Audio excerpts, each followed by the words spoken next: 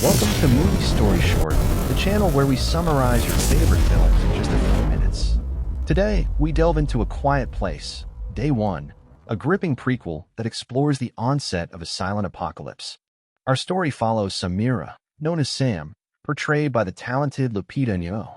Sam is a woman who has already faced life's hardships long before the world falls apart. She is a terminally ill cancer patient living in a hospice near New York City. Every day, she battles not only her illness but also the emotional toll that comes with knowing her time is limited. Her best companion is Frodo, her loyal black and white cat, who provides her with comfort and a sense of normalcy in an otherwise painful existence. At the hospice, Sam has grown close to Ruben, a compassionate nurse who cares for her deeply. Despite her stubborn and somewhat cynical attitude, Ruben often tries to get her to embrace small joys in life. On this particular day, he persuades her to join a group outing to Manhattan to watch a marionette show. Though Sam is reluctant, she eventually agrees, seeing it as an opportunity to escape the hospice routine, even if just for a few hours. As Sam and the group arrive in the bustling streets of New York City, everything feels normal. People are going about their lives, traffic fills the streets, and the atmosphere is lively. But unknown to them, something is about to change forever. During the marionette show, the performance is suddenly interrupted by loud explosions in the sky. The audience looks up as fiery meteor-like objects streak across the horizon, crashing into the city with devastating force. Confusion spreads through the crowd as buildings tremble from the shockwaves. Before anyone can process what is happening, terrifying alien creatures descend upon the city. These creatures are fast, brutal, and most importantly, hypersensitive to sound. Within seconds, they begin their relentless slaughter, attacking the screaming crowds with merciless precision. One of the monstrous creatures collides with an ambulance, causing a massive explosion that sends shrapnel flying in all directions. The force of the blast knocks Sam unconscious, and everything fades to black. When Sam regains consciousness, she finds herself inside the marionette theater, surrounded by a handful of terrified survivors.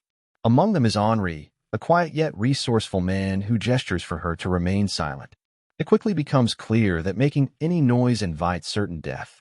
Outside the shattered windows of the theater, military helicopters circle the sky, broadcasting emergency instructions. Stay silent. Do not make noise. Find shelter and await rescue. The terrifying reality sinks in. This is not just an isolated attack. It is an invasion, and humanity is already losing. Through the windows, Sam watches in horror as the military tries to contain the situation. Fighter jets bomb the bridges connecting Manhattan to the mainland in a desperate effort to trap the creatures on the island. However, the destruction only adds to the chaos, leaving thousands of people stranded with no way to escape. Inside the theater, tensions rise among the survivors. One panicked man starts hyperventilating, his breathing becoming erratic. In an attempt to keep him quiet, Henri restrains him, but the struggle leads to an accident. The man makes a loud noise. Almost instantly, a creature crashes into the building. It moves with terrifying speed, hunting through the darkness with its keen hearing. The survivors hold their breath as the beast sniffs the air, searching for its next prey. Moments later, it finds the panicked man and kills him in an instant, his muffled screams the last sound he ever makes. Finding a way out. As night falls, another crisis emerges. The theater's emergency backup generator suddenly turns on, producing a low but constant hum. The survivors exchange terrified glances. This sound will surely attract the creatures. Ruben, ever the selfless caretaker, sneaks toward the generator and manages to shut it off. But in the process, his shirt rips, the soft tearing sound echoing in the deadly silence. The nearest creature instantly turns its attention toward him. Before anyone can stop it, the beast lunges at Ruben.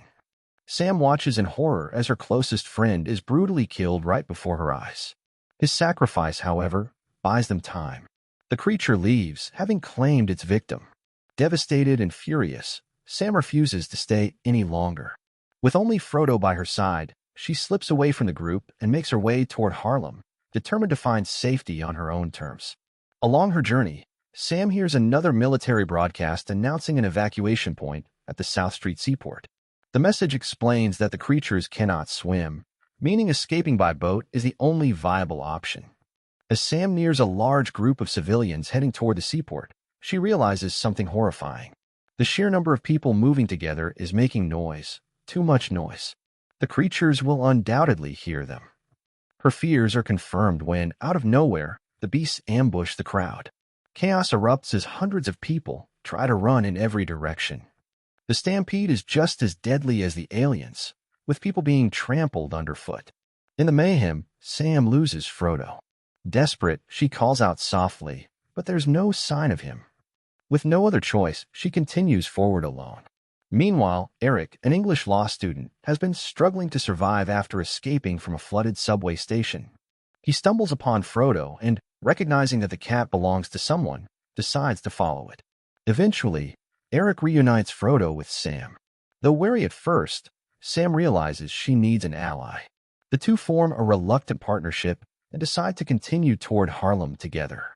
Along the way, Eric shares how he barely survived the subway collapse. In return, Sam tells him about her love for poetry, particularly her memories of her father, a jazz musician who used to perform in Harlem. Their bond deepens as they navigate the ruins of the city. At one point, Eric ventures into a pharmacy to retrieve pain medication for Sam, who is struggling with the effects of her illness.